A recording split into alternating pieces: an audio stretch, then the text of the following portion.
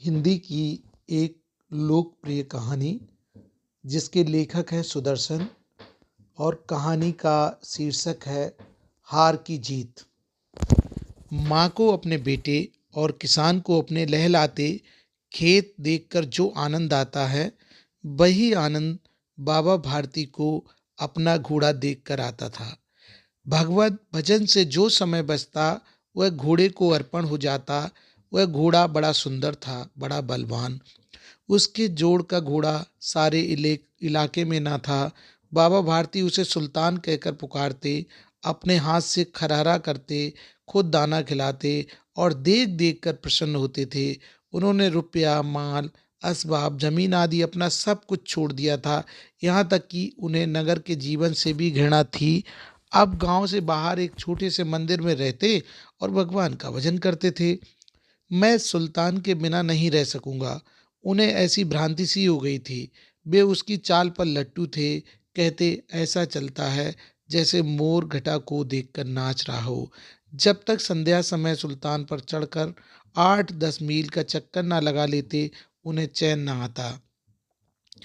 खड़क सिंह उस इलाके का प्रसिद्ध डाकू था। लोग उसका नाम सुनकर कांपते थे।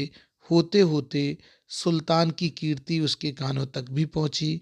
उसका हृदय उसे देखने के लिए अधीर उठा। वह एक दिन दोपहर के समय बाबा भारती के पास पहुंचा और नमस्कार करके बैठ गया। बाबा भारती ने पूछा, खड़ग सिंह क्या हाल है? खड़ग सिंह ने सिर झुकाकर उत्तर दिया, आपकी दया है। कहो इधर कैसे आ गए? सुल्तान की चाह खींच लाई। विचित्र जानवर है, देखोगे तो प्रसन्न हो जाओगे। मैंने भी बड़ी प्रशंसा सुनी है। उसकी चाल तुम्हारा मन मोह लेगी। कहते हैं देखने में भी बहुत सुंदर है। क्या कहना, जो उसे एक बार देख लेता है उसके हृदय पर उसकी छवि अंकित हो जाती है। बहुत दिनों से अभिलाषा थी, आज उपस्थित हो सका हूँ। बाबा भारती और खड़ग सिंह अस्तबल में पहुंचे। बाबा ने घोड़ा दिखाया घमंड से। खड़ग सिंह ने देखा आश्चर्य से। उसने सैकड़ों घोड़े देखे थे, परंतु ऐसा बांका घोड़ा उसकी आंखों से कभी ना गुजरा था। सोचने लगा, भाग्य की बात है, ऐसा घोड़ा खड़ग सिंह के पास होना चाहिए था। इस साधु को ऐसे चीजों से क्या लाभ? कुछ देर तक आश्चर्य से चुपचाप खड़ा रहा। इसके पश्चात उसके हृदय में हलचल होने लगी। बालकों की सी अधीरता से बोला, परंतु बाबा जी, इसकी चाल न देखी तो क्या? दूसरे के मुख से सुल्तान की प्रशंसा सुनने के लिए उनका हृदय अधीर हो उठा। घोड़े को खोलकर बाहर गए। घोड़ा वायु वेग से उड़ने लगा। उसकी चाल को देखकर खड़ग सिंह के हृदय पर सांप लौट गया। वह डाकू था और जो वस्तु उसे पसंद आ जाए उस पर वह अपना अधिकार समझता था। उसके पास बाहुबल था और आदमी भी। जाते जाते उसने कहा, बाबा जी, मैं यह घोड़ा आपके पास न रहने दूंगा।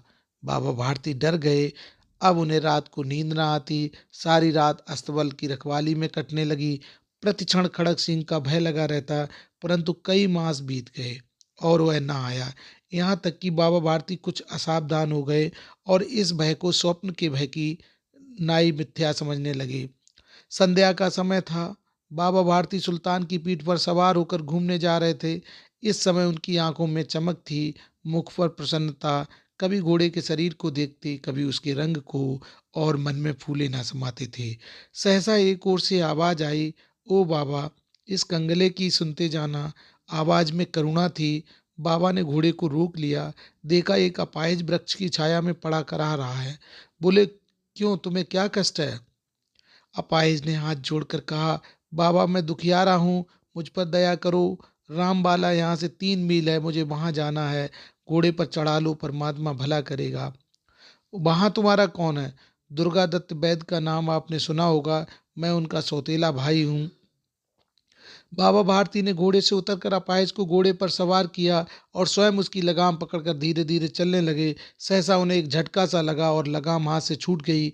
उनके आश्चर्य का ठिकाना ना रहा जब उन्होंने देखा कि अपाहिज घोड़े की पीठ पर तनकर बैठा है और घोड़े को दौड़ाए लिए जा रहा है।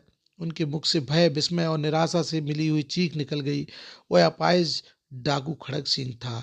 बाबा भारती कुछ देर तक चुप रहे और कुछ समय पश्चात कुछ निश्चय करके पूरे बल से चिल्लाकर बोले, जरा ठहर जाओ।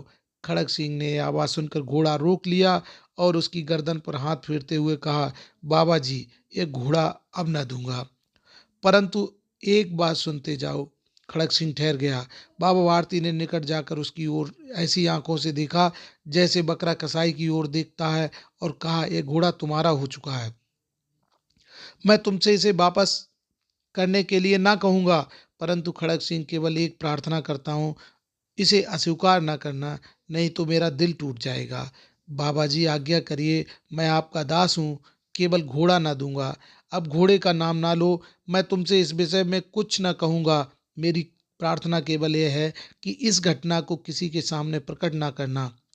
खड़ग सिंह का मुंह आश्चर्य से खुला रह गया।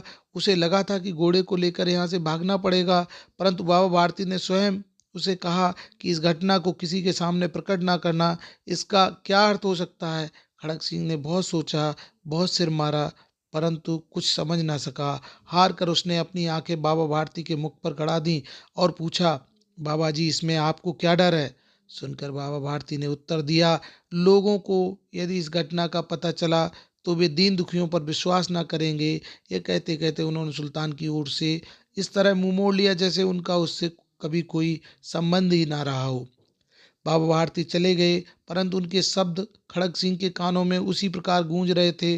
सोचता था कि कैसे ऊंचे विचार हैं, कैसा पवित्र भाव है। उन्हें इस घोड़े से प्रेम था। इसे देखकर उनका मुख फूल की तरह खिल जाता था।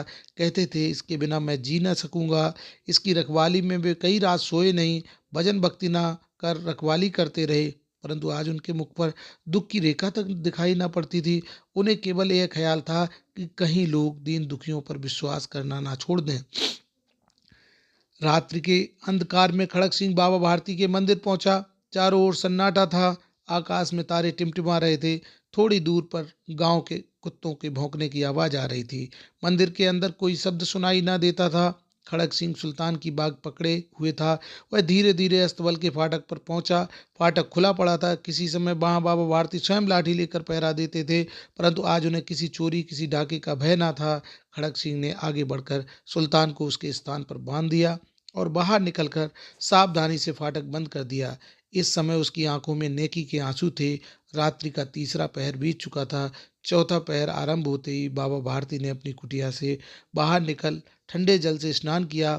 उसके पश्चात इस प्रकार जैसे कोई स्वप्न में चल रहा हो उनके पांव अस्तबल की ओर बढ़े, परंतु फाटक पर पहुंचकर उनको अपनी भूल प्रतीत हुई। साथ ही घोर निराशा ने पांव को मन मन भर कर भारी बना दिया।